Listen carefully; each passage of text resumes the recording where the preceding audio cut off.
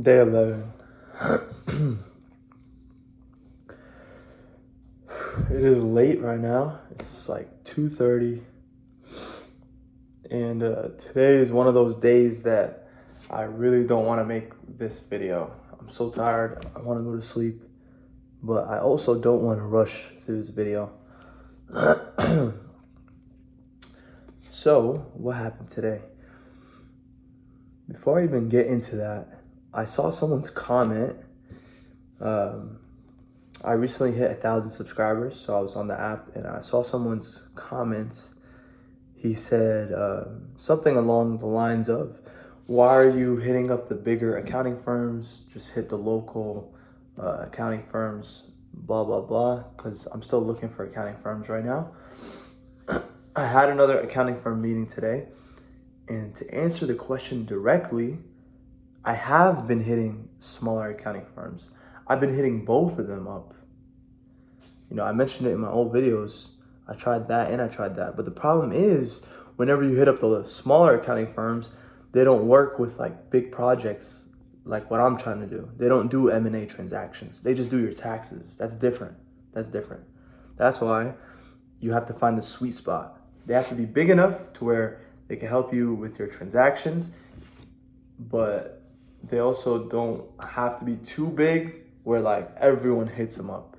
And even if they are too big, it's not a problem. They might still say, yeah, the QLA methodology, that's what they preach. Get the best accounting firms, best law firms, get accountants and lawyers that you can't afford. That's literally what they preach.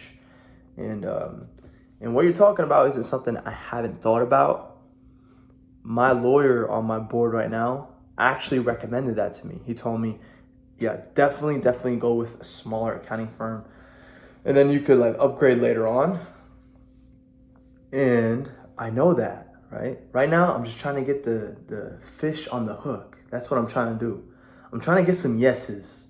I haven't even got a single yes. I'm going to be scouting all around. That's where I'm at right now. I had another meeting today. And yeah, so this week I only had 4. My goal is to have at least 5. And they don't work on Saturdays, so I just finished off at 4.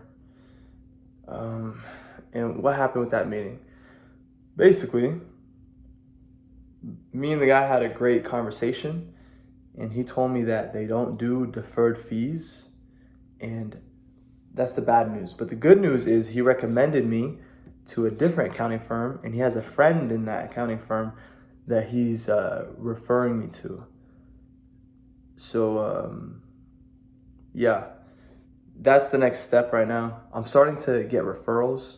Some other people I was on the meetings with, I asked for referrals and they just like blanked out. They didn't even want to give me referrals.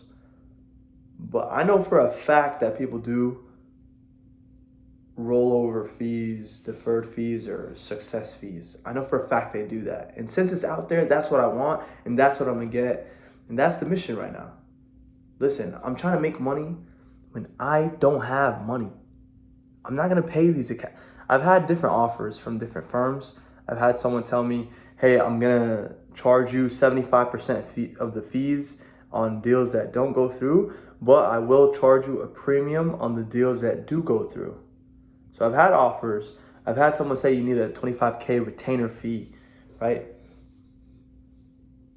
But guys, this series is about making money while not having money. And this is how you got to do it. You got to set up everything for the success when the transaction goes through, right? That's what I'm setting it up for. So if you didn't watch yesterday's video, I mentioned that I paid somebody to make me a list of accounting firms, and this guy is actually way worse than the first guy I hired or worked with. He basically gave me a list of like M&A consulting firms. They weren't even accountants, and then some of them were like law firms, and the other ones were, some of them were like companies that buy and sell real estate. I was like, bro, what are you doing? These people are like clueless, man. You got to make your own lists. So, I still hit up some accounting firms, not too many, I'll be honest. I made like 10 cold calls. But guys, next week on Monday, the floodgates are going to open because right now is tax season. This week is when they do all the taxes for all their clients. So they're going to free up next week. And yeah. So basically in the morning, I had to deal with the guy who was making the list. I was hitting up the list. I was making calls, and then anywhere around 1 o'clock, all the way until like 7ish, I was doing defense. And I like to spend 1 day per week doing networking, and I'm starting to see that that's like slowly ramping up. Like, today I spent time networking, and then tomorrow morning I have an event from networking that I should go to, and I'm probably gonna go to it. So that's why I'm trying to finish this video fast, because I have to be up early and it's 2:30. And yeah, so what happened networking today? Man, it's so awesome when you're connecting with like-minded individuals and you guys both share similar issues and struggles. So therefore, you guys both find the solution together. I basically can't talk about exactly what happened and what we discussed. It was a lot of business conversation. But what can I talk about today? Something interesting I found out was I was talking with this guy, and what he did was he would buy liens on properties, which means he would buy the loans on properties that owed money. So therefore, he got the properties from the owner if the owner didn't pay for the loans. He would buy loans. Like, people could buy loans, in case you didn't know. And apparently, I asked him one question. I was like, is there a lot of competition in that game? And he was like, yeah, the biggest competition is the churches. So apparently churches, they spend their money buying loans. Isn't that weird? I even told the guy, I was like, isn't that cheating? Like, shouldn't they be like spending money trying to like help people, like poor people or something? Like, why are they trying to make profit as a church? No wonder why they got the biggest buildings. They don't pay any taxes and they buy up the loans. Like, that is crazy.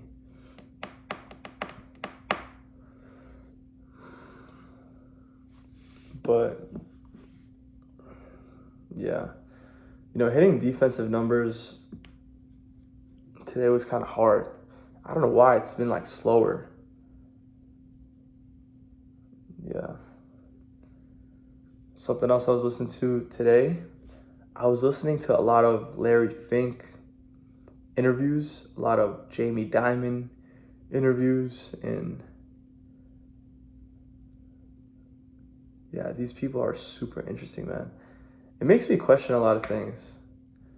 Like, they were talking about AI, they were talking about recession, they were talking about, he mentioned one thing, he was like, BlackRock is basically a firm, it's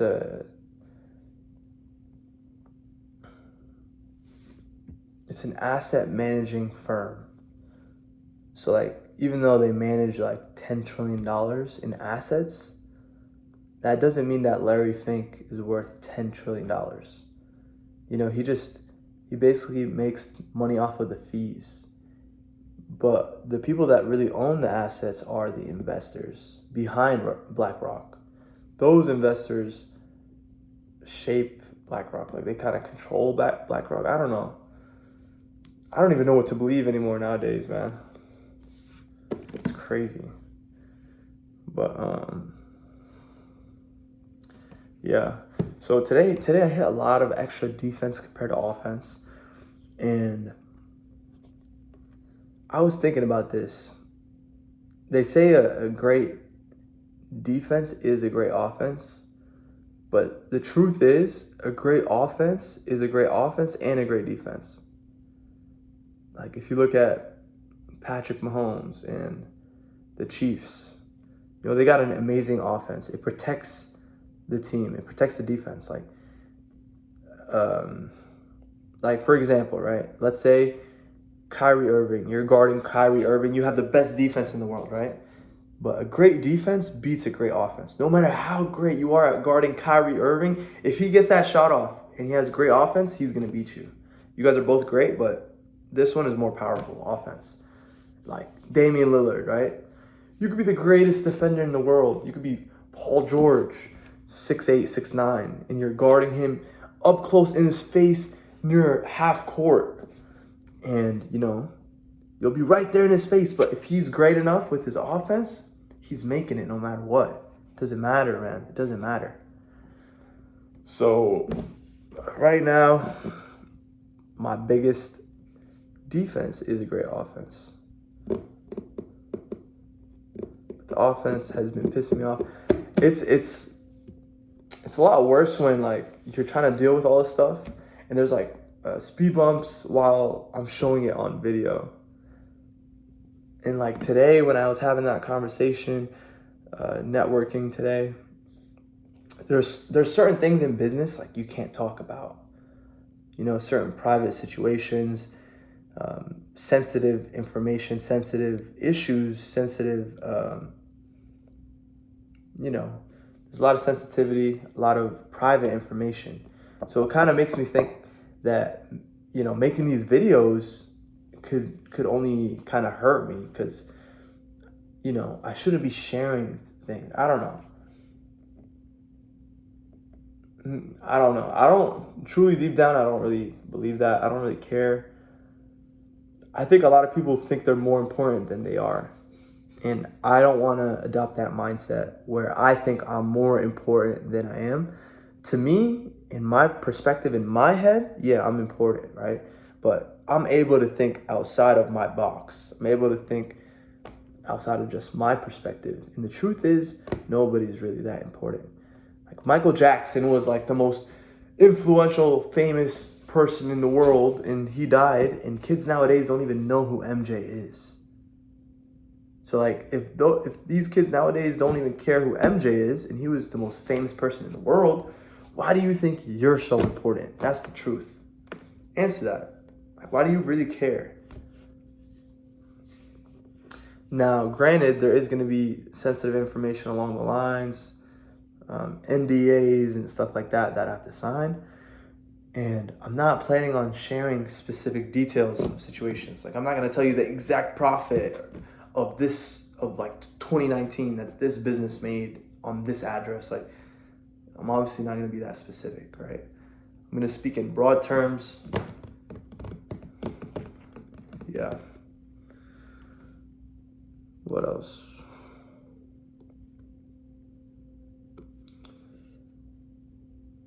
Yeah, my mentor list, man. I'm taking too long making that list. The only thing I can think about today is, man, am I working hard enough? Am I doing enough?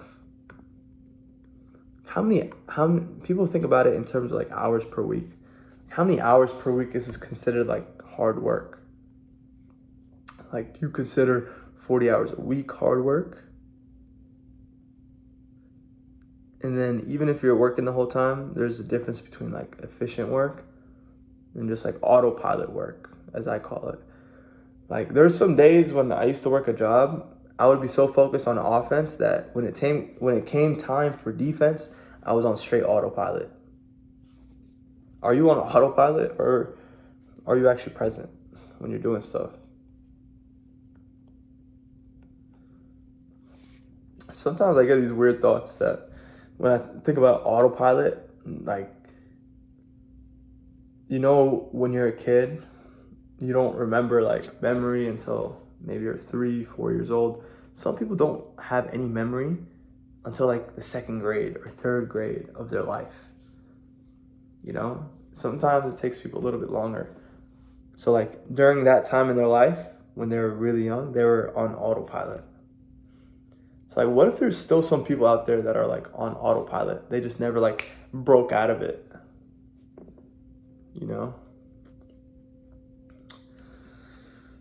yeah, I didn't work out today. My goal this week is to work out at least 5 times. And so far I worked out 1, 2, 3, 4. Yeah, so if I work out tomorrow, that'd be 5. But yeah, I'm not gonna bore you guys with this video. Thanks for watching.